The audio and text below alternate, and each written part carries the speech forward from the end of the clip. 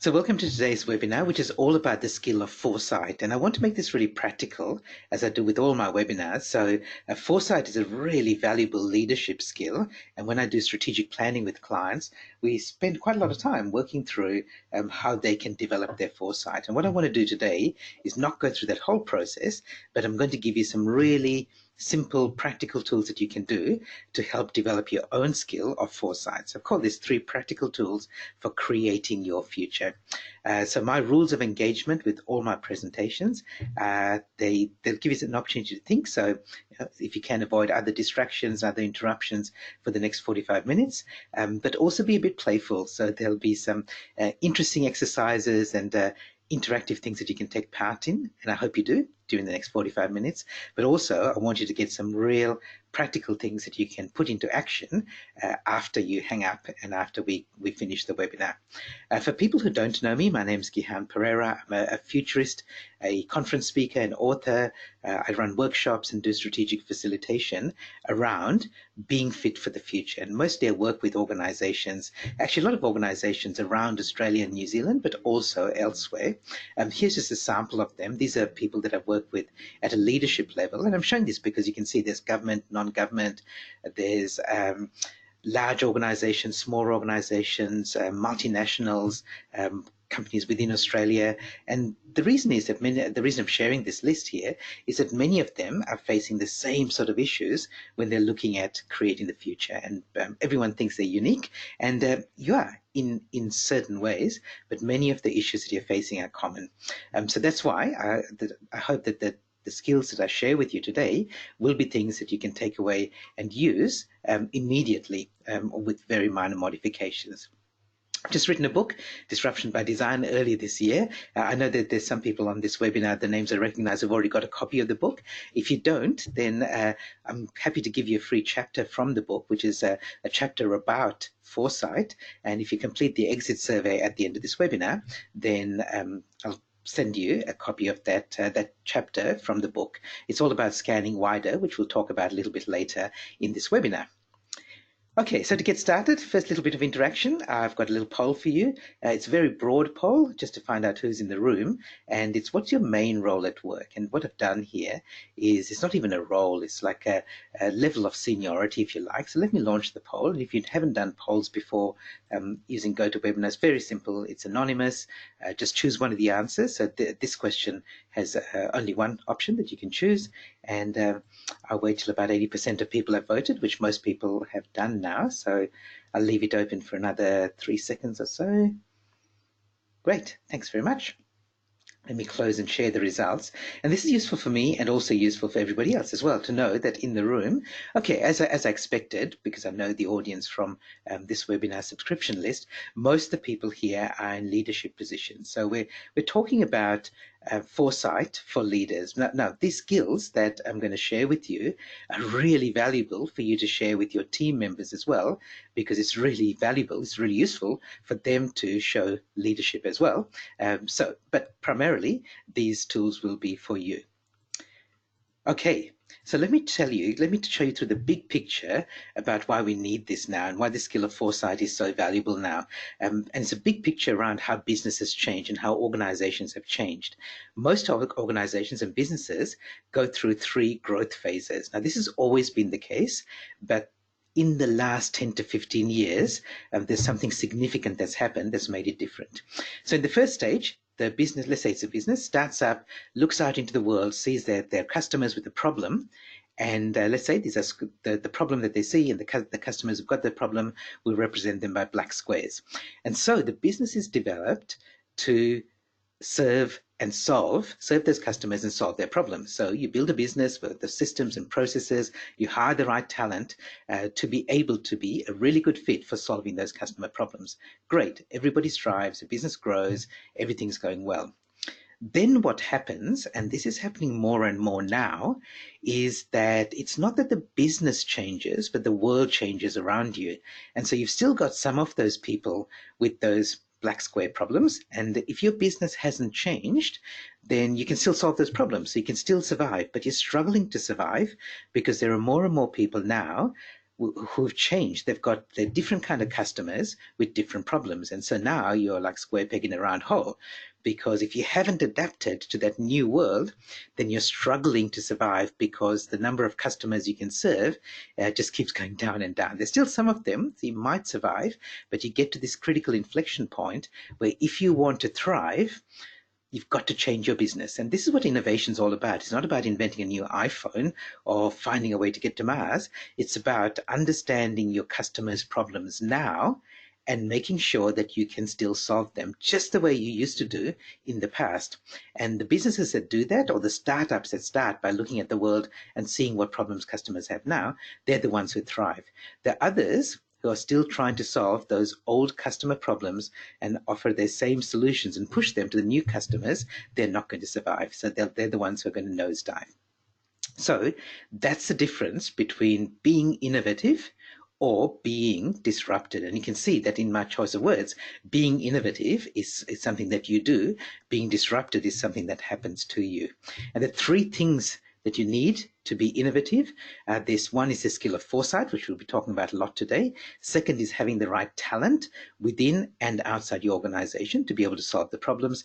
And third, to be able to take action in this fast-changing world. And that's what my book, Disruption by Design, is all about. The three sections in the book are exactly that: foresight, talent, and action. And as I said, it's disruption when it happens to you. It's innovation when you do it yourself. And again, some people get scared by the word innovation. They think you have to be this disruptive company that's innovating all the time. Well, you do, but innovation doesn't have to be major changes. It's just making sure that you continue to solve your customers' problems. Okay, so that's a big picture. So I'd like to know, given that we're talking about the skill of foresight, what does your planning look like? Because foresight feeds into your strategic planning. Now, again, strategic planning may sound like a scary thing to some people, but strategic planning is just looking at the future and setting the direction for your business. So I reckon that when people think about planning, it falls into one of these 6 stages. And I'm going to do a little survey, a poll straight after this. So let me explain the 6 stages. We won't worry about the first one. So the first one is absence. So that says that you don't do any planning. You just fly by the seat of your pants, and whatever happens today happens, and whatever happens tomorrow happens. Let's assume that nobody here is in that situation. But your planning might be stale. And stale means that you've done some planning in the past, you've done goal setting in the past, but you haven't really changed your methods for this fast changing world. And so if you're in either of those 2 stages, then you're very reactive, because stale planning is just as bad as not doing any planning at all. If you want to move to be more responsive, then the next stage is brittle, where you understand that the world has changed and you make plans, but you're not quite sure how the world has changed. So what you do is you make very short-term plans. And that means that when things change around you, which they inevitably will, then you're brittle or fragile and the plans just fall apart.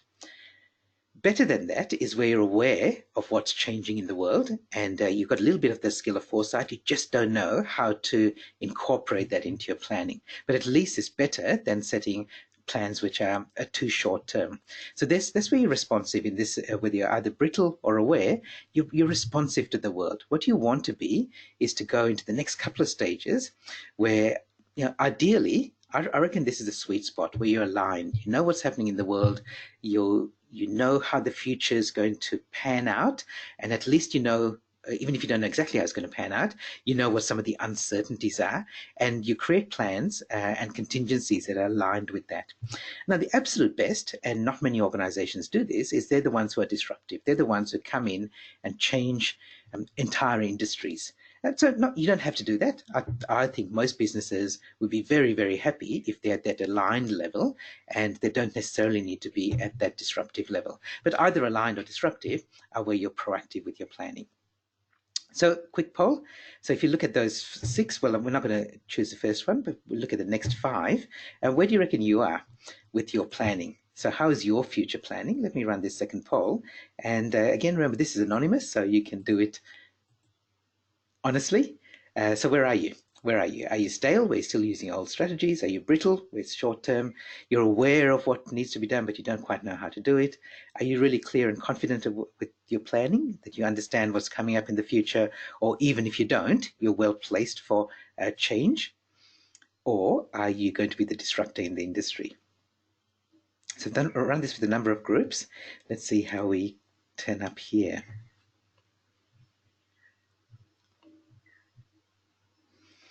Okay, thanks for voting. Let me share the results. Yeah, this is pretty similar. And again, it's a bit self-selecting with this group because the people who turn up or who book me to do some work with them typically are at this aware or aligned stage. I do get some people who are at this brittle stage where they say that, we don't know what's coming up in the future, so all we can do safely is do short-term planning. And again, that's the wrong way to go. It's better to improve your skill of foresight rather than make your goals smaller or don't look as far ahead. It's better to be able to look further ahead. So, the binoculars that I showed in the opening slide, if your binoculars aren't strong enough, it's better to get stronger binoculars than to just only venture out into the near distance because that's all you can see. Okay, so thank you for doing that. So, but it's interesting to see that. So we've got people who are aware and people who are aligned with, who are clear and confident about their planning. Great, really great to see that. Okay, so the three things I'm going to share with you today. So broadly, when I talk about foresight and I do workshops or strategic planning with clients, we talk about foresight in these three areas. The first thing you do is you scan wider, so you get a broader perspective. You narrow down, so this is about decision making. So then you narrow and choose, and then finally you figure out how to integrate it into your business or your organization. So we're not going to go through a lot of skills in each of these areas. I'm going to teach you one specific skill in each of these three areas. So you'll walk away with something to help you scan wider, something to help you with the decision making, and something to help you integrate the whatever you've chosen into your business organization. As I've been working in this area, which has been for the last 10 years or so, I've noticed that when leaders talk about foresight and they talk about what they're interested in, I noticed it used to be maybe 10 years ago, everybody was interested in technology. So what's the new technology around the corner? It was all kind of new and exciting and bright, shiny objects, and people were asking me to talk about technology. Technology is still important, but then people realized that what we need now are new skills to be able to use this fast-changing world that technology has created. So technology has accelerated our world, so what are the skills that we need now? In the last couple of years, people have been talking to me about talent. So we know there are people, especially the Generation Y and the Generation Z, with those skills. How do we create a workplace that will attract and keep those best people and keep them motivated? And increasingly, I'm getting asked to talk about artificial intelligence because that's having a huge impact on the world. So when you think about foresight, think about all these areas that we do have technology, and AI is part of is technology as well. But then how do we integrate that technology with the people that we've got, and what are the skills that we need as we're moving into the future? In fact, I've kind of been mapping this for the last decade or so.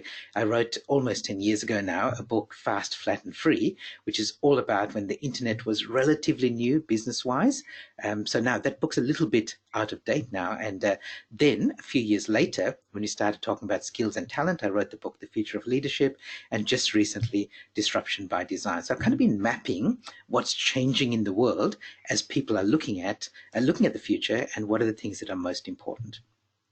Okay, so let's get into this first area, which is about scanning wider. So how do you look further, how do you look broader into your future? One of my favorite quotations, which I often use when I talk about the skill of foresight, is from Tolkien in the book The Hobbit. He says, if you've got live dragons living somewhere near you, it's a pretty good idea to include them in your planning and your goal setting. Okay, so there are a lot of live dragons out there, and many people don't look wide enough to see them.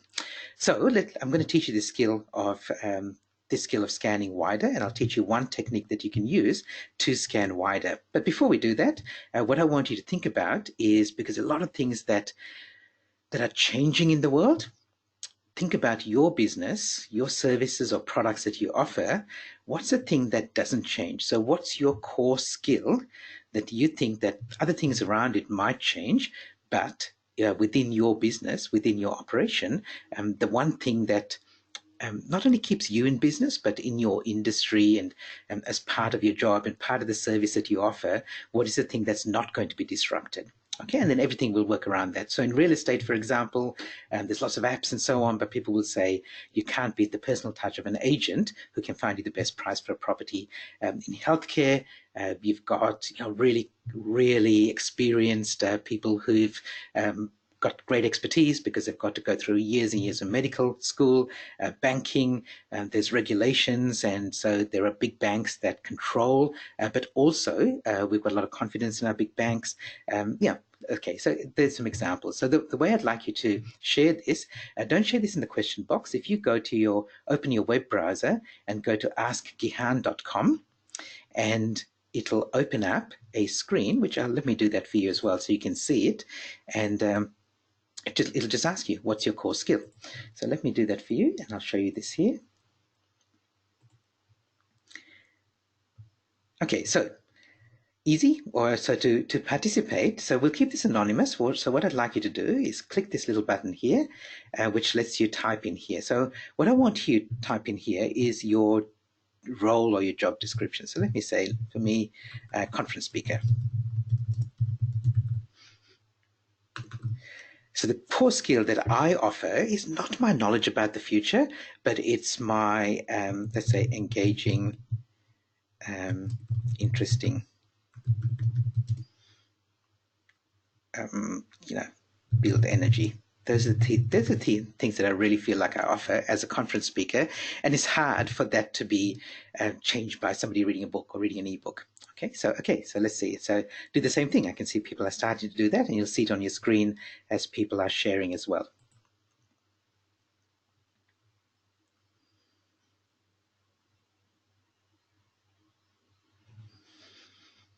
Good. So please feel free to share, and we'll take a couple of them and we'll look at them later. And this, I want to keep this anonymous, so you don't need to put your name in, but I'd like to know in your roles, what are the sort of things that are not as easy to disrupt, if you like, or not able to be disrupted.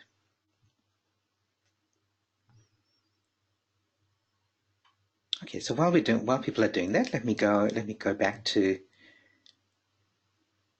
some of the others. Okay, people adding, so you don't need to add comments to mine, just click the button here and you can add your own. I don't know why the comment box turned up. That's a new thing. Oh, I can see some others here. Okay, great, fantastic. Let me just move these around.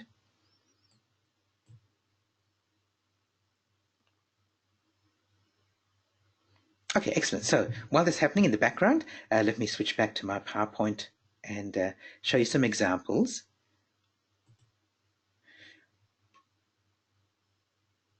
Okay, so let me show you some examples of some of the industries that I mentioned that did get disrupted despite people in this industry thinking that they're still core skills, or being disrupted, or at least being changed. So real estate, for example, you think agents are the best people that you to buy and sell a house, but there are apps like Open Door, which will buy your house. So you just type in a few things, they'll send out somebody to quickly do an inspection, and they will put an offer on your house and they'll buy it off you. So the idea is that they make money by saying that they think they can sell it for more, but if you, because most real estate transactions, there's two sides to it. You want to sell your house and buy and move into another house.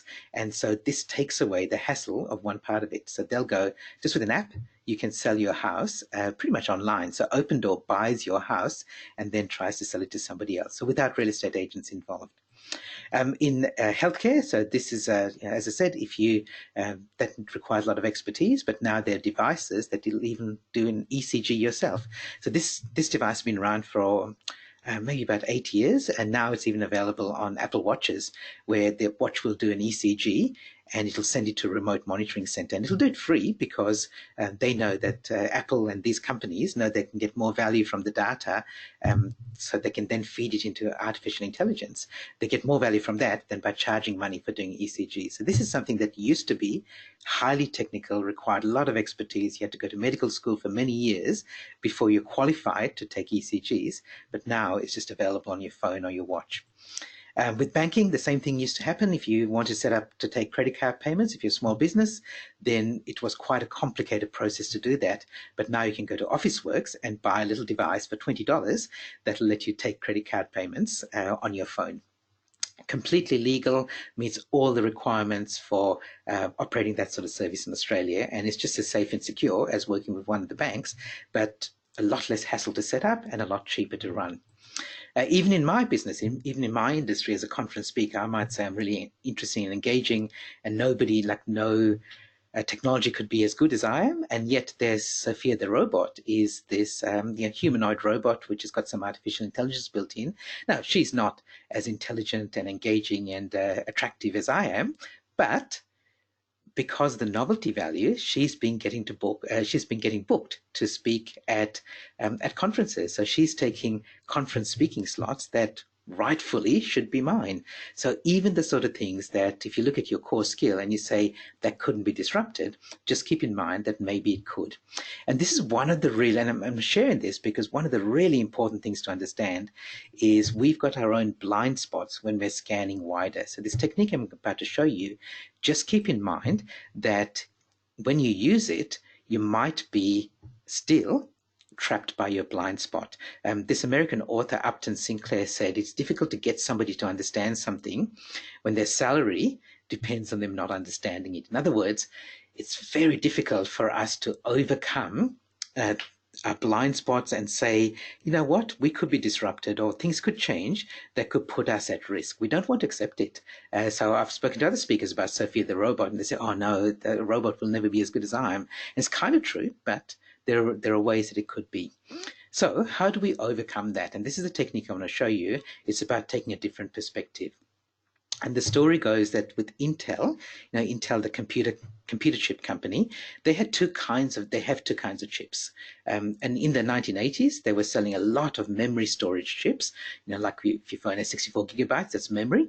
But then the microprocessor chip market was also starting to grow. Microprocessors are how fast the computers and phones now can do their processing. And Intel was a world leader in memory chips, but there were a whole bunch of Japanese competitors, and which were kind of clawing at their market share. And Intel was deciding, should we keep going with memory storage, which was a cash cow for us? Should we switch to microprocessors, or should we have a combination of them? And they couldn't decide. And the CEO of Intel, in one of their senior management and board meetings, he was frustrated by this, and he took the board chair, Gordon Moore, aside. So Andy Grove was the CEO, and he took the Gordon Moore aside outside at one of these meetings, and he said, you know what, if we got fired and the board brought in somebody new, what would they do? And Gordon Moore said immediately, oh, they'd get us out of memory storage. And Andy Grove said, well, why don't we just go back in, pretend that we're the new board, and that's what we do. So that's the technique. It's a simple technique, but it's taking a completely objective view. So it's saying, if we weren't doing this, then how would an outsider treat this situation?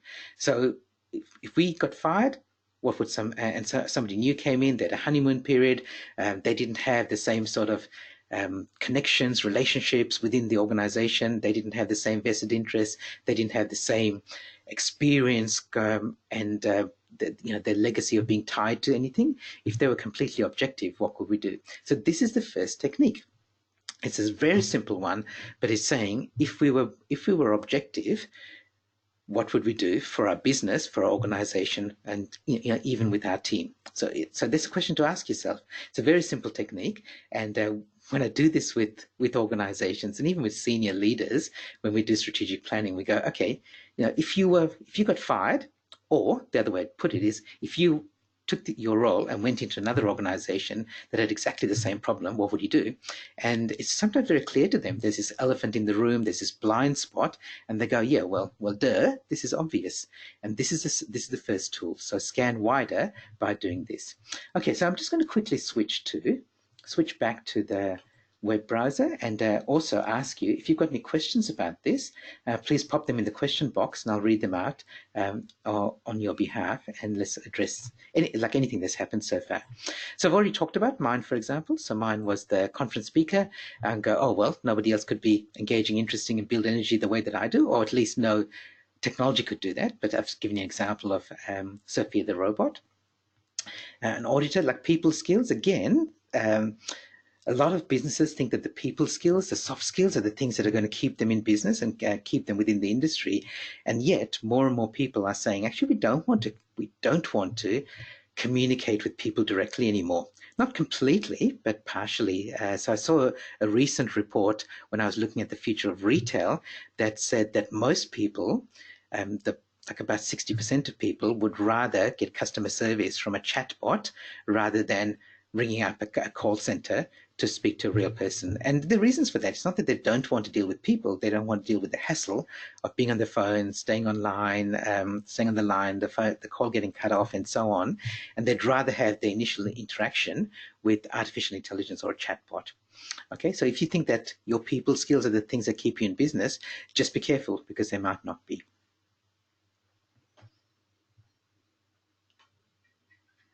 Okay, so I'm just stopping to see if there are any questions, which there may not be, and that's okay.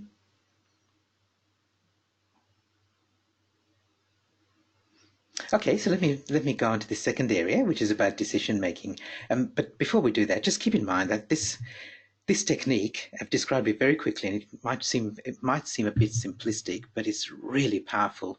So if you're doing your strategic planning for the year ahead, the way to apply this is to say, if somebody else, so another way to ask this question, if somebody else came and bought my business or they took on my role, what's the first thing that they would do? Okay, and let's say you're a business owner, because a number of people here on this webinar are business owners. If you say, if somebody else came and bought my business, what's the first thing that they would change? And it might be that they completely rebuild your website.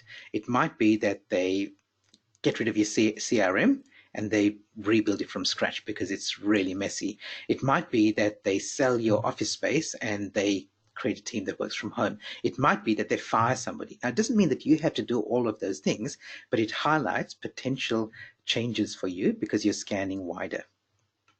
Okay, so this is a really powerful tool, and even though it's only one slide here on this in this webinar, it's like it can give you a really different perspective. Okay, so the second area is narrowing down. So this is around decision making. So how do you make better decisions in your team, in your organization? Okay, now decision making is a huge area, and we're not going to go into a lot of detail. When I run my workshops, this is a major part of what we do in the workshops. If organizations say they need help with decision making, this is one of the biggest things that we do.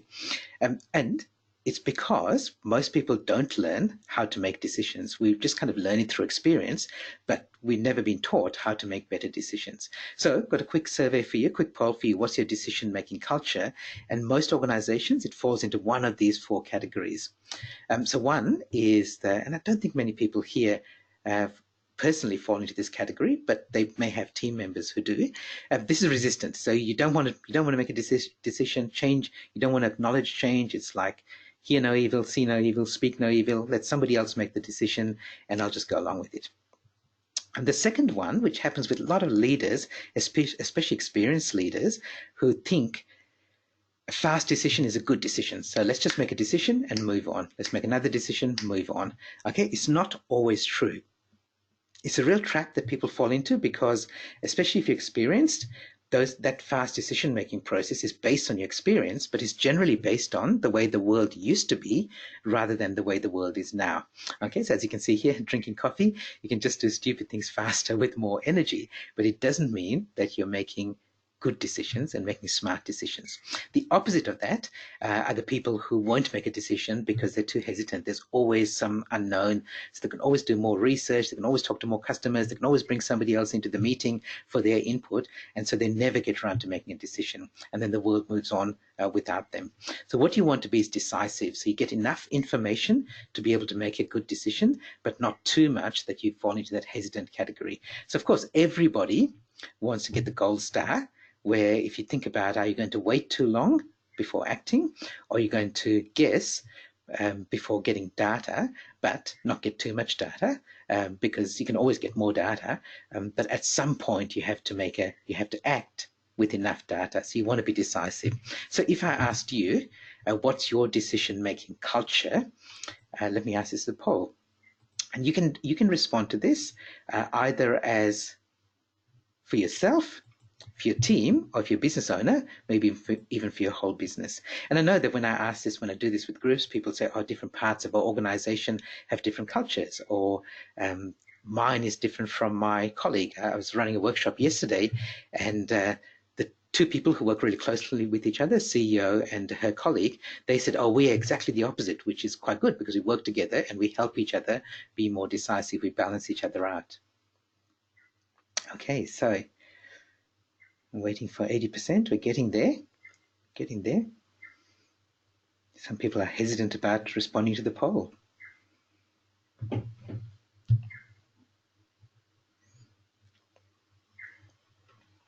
Okay, great. We've got that. We've got enough options here. So let me share the results. Great. So most people think that they're decisive, which is great. Okay, so you're not too hesitant, so you don't wait too long for information, and you're not too impulsive, so you don't make decisions too quickly. And one tool that will help you with your decision-making process is, let me close the poll, is this idea, again, coming to giving yourself more options. So if you're stuck in a dilemma and you have to choose between one option or another, give yourself more options. So one of my very first boss, when I first worked as a software developer, said there's no such thing as a number two. And I won't go into the full story, but when I was doing coding and I want to save something as either a 0 or 1, it was on or off. And my boss Kevin said, no, you should never do that. It's never just two options. It's never on, off, yes, no, male, female. There'll always be other options available. So this was like, it was reading something off a machine, and this light was either on or off. But he said, well, what if you can't get a reading from it, or what if it's flashing or intermittent? You need to be able to store that. And it applies not just to software, but to decision making as well. So this interesting research was done around, and so some psychologists were looking at decision making, and so they said, if you had a really entertaining video that you want to buy, this is in the time of videos, and we won't argue about what makes an entertaining video, what's the best movie of all time, because I reckon it's obviously Casablanca. But so they asked people, like hypothetically, if I gave you $15 and said, would you like to buy this video or not? Actually, the two versions of the question were this: would you like to buy this video or not? Okay, and most people want to buy it because it was something they liked, and 1 in 4 said, no thanks, I won't buy it. They asked the second group, slightly different question: would you like to buy this video or don't buy it and keep the money for something else? Now, it's exactly the same question as the first group, because not buying it meant that they could keep the money for something else. But this time, because people widened their options, they just thought a little bit differently, and they had other things that they could do with their money, which was always the case. But because it wasn't just a yes or no question, they had more options to choose from. They presumably made a better decision because they could have done exactly the same, but in this case, they might have bought the video and not thought about that other option. Just a simple example of when you're stuck in a dilemma, when you've got two options, always ask yourself, what's another option? What's a third option? Rather than, I have to choose between one or the other. So the research into decision making, sometimes people say, make a list of the pros and cons. So you take a sheet of paper, option A, what are the benefits? Option B, what are the benefits? Add them all up and see which one is better. Well, a better option than that, better process than that, is to find option C, D, E, F, and so on. Okay, so that's again a simple technique around decision making. I want to quickly ask you if there are any questions. I'm just going to stop and see if anyone's got any questions around that.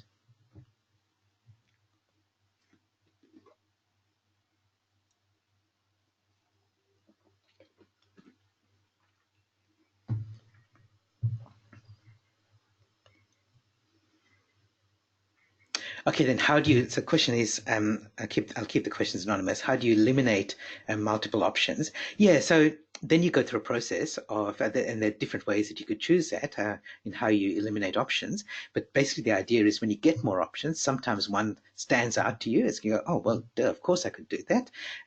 So for example, somebody was saying to me, in a session, somebody was saying, okay, we want to hire somebody to fill this role. So let's say it's an HR leadership role. We need to hire an HR leader, but we're not sure whether we've got the budget for it. And so that was a question: should we hire somebody or not? And the when the group talked about multiple options, they said, well, you don't have to hire somebody full time. Maybe you bring somebody in as a contractor. Maybe it's a role that somebody could do part time. Could add to their role within the organization. Maybe somebody's in an acting role. And there are a number of other options that came up. And the person who asked the question goes, yeah, of course, here are some of these things that are feasible. And then they still have to go through and choose which is the better option. But it solved the dilemma, or it eliminated the dilemma of I have to do one or the other, and it's only those two options. Okay, let's continue. So the third area, and our timing's going well. So the third area is then how do you incorporate something into your organization? So we've done the scanning, so we've got more options looking at the outside world. We've done this decision-making process to choose what are the best options for us. And the next stage is then how do you integrate that into your organization? Of course, that depends on a number of factors. And you can work with organizations who they do exactly the same scanning process and exactly the same decision-making process, but now they have to decide how we're going to make this work for us, and that will depend. It will depend on your organizational culture, it'll depend on the hierarchy, it will depend on what vested interests people have, office politics, what you've got in your group, the people in your organization, where you are in the market, what other stakeholders you have, and so on. So as much as I'd like to say, you should forget about all of those and make the best decision all the time, in practice, it's not always easy to do that. So there are a number of things that you can do around integrating new ideas into your team.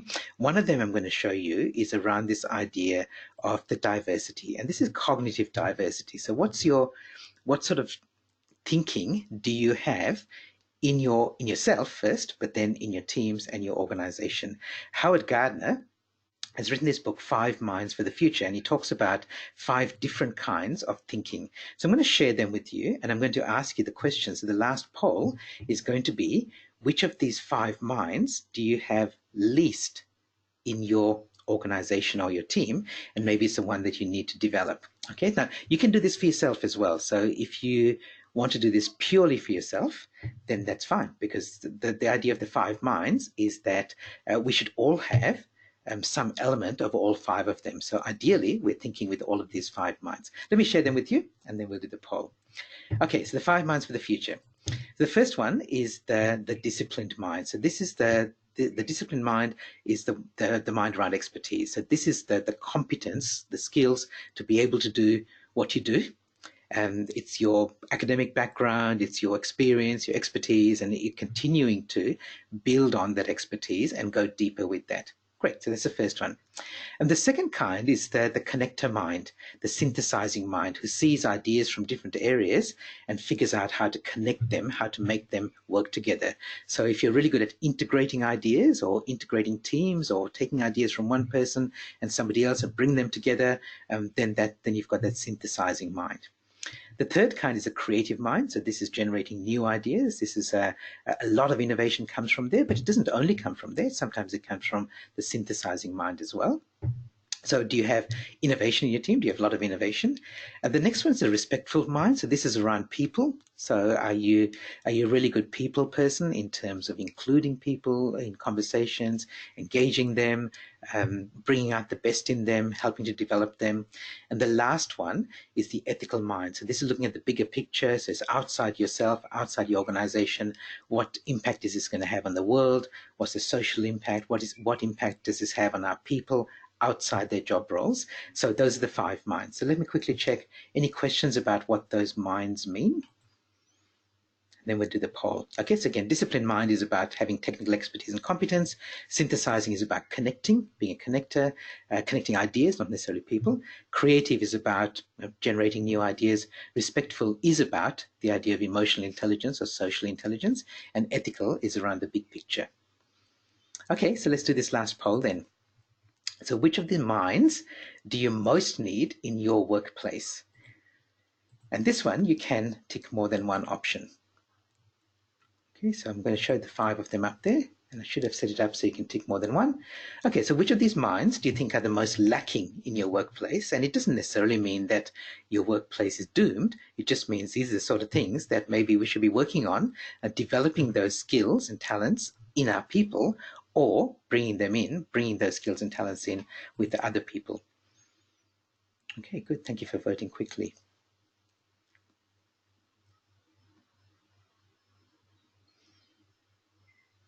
Excellent. So most people have voted. So let me share the results.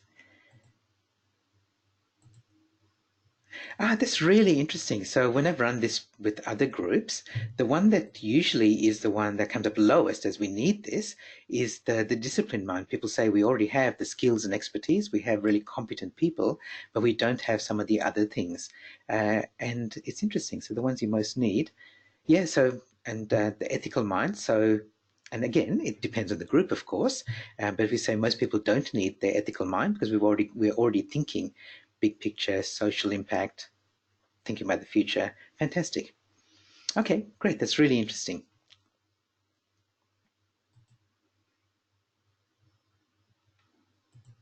Okay, so we've shared there's three areas around scanning wide, narrowing down, building in. And as I said, I'm not trying to rush through and trying to teach everything in each of these three areas, but I hope you've got one idea from each of those three areas. So the scanning wide is the idea of the Andy Grove idea of going, if we got fired, what would somebody else do? So being more objective and getting a higher perspective. The narrowing down one was just to create more options. Anytime you're facing a dilemma, look for more options first before you make a decision. And the last one, which is building in, is looking at those 5 minds. And if you want a really practical application of those 5 minds, it's simply saying anytime we're looking at bringing something in or making a decision, let's apply these 5 minds to it. So is it disciplined? Is it synthesizing? Is it creative? Is it respectful? And is it ethical? And I reckon those are 5 good questions to ask anyway, anytime you're doing something or changing direction in your team or organization. So just in the last couple of minutes, I want to tell you about my program where this comes from. So I run a program called the New Rules for High Performance Teams, and it's for anybody who recognizes that productivity and performance have changed now. So things that used to work don't work anymore because we're much more interrupted, distracted. We're moving faster. We've actually got more talented and motivated people than ever before. And people don't necessarily think that work is the only thing that defines their life. So how do we engage that? And so if you think about high performance teams, you've got to be able to flow and still be positive, like still make progress in a changing world rather than shutting out the world. You've got to be flexible. So when things change, how are you going to be flexible around that?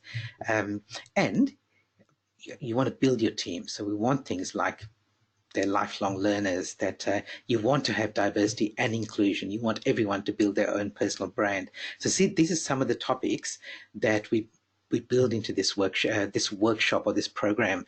So what I do is it's a 1-day workshop or 2 days sometimes. I've just done a half-day version in Melbourne where we sit down together and figure out what are the best or what are the biggest challenges that you have with your team. And then we pick some of these modules and build and then craft the workshop around that. The reason I said it's a program rather than just a workshop is because there's some research done at Columbia University, which some people may have seen, that says that if you just run a workshop by itself, it's not very effective. So Brent Peterson and some colleagues did some research into what makes training effective. And they said the most effective is when you do quarter of your time in pre-work, quarter of your time in the training session, in the training room, whatever that is, it's sometimes online now, and then half your time in post-training follow-up, embedding the ideas into your into regular day-to-day operations. In other words, if you're running a 1-day workshop, there should be about a day of pre-work to get people ready and about 2 days, doesn't have to be 2 consecutive days, but about 2 days of effort put into embedding that learning. But actually what most organizations do, they spend almost nothing in pre-work.